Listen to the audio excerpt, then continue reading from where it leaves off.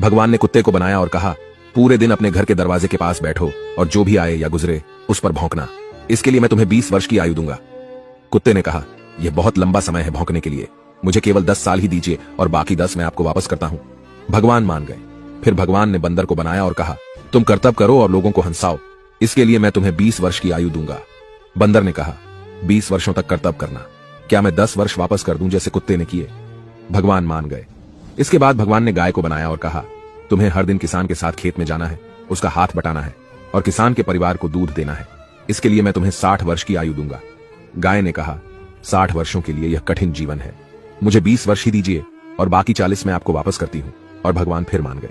फिर भगवान ने मनुष्य को बनाया और कहा, खाओ, सो, खेलो, शादी करो और अपने जीवन का आनंद लो, इसके लिए मैं तुम्हें 20 वर्ष की आयु दूंगा। लेकिन मनुष्य ने कहा, केवल 20 वर्ष?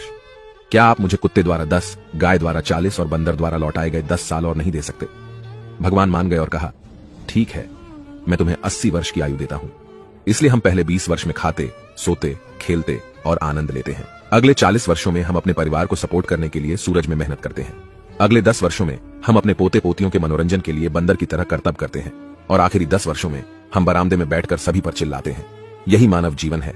ऐसी और कहानियों से सीखने के लिए जेनिथ अपलिफ्ट को फॉलो करें।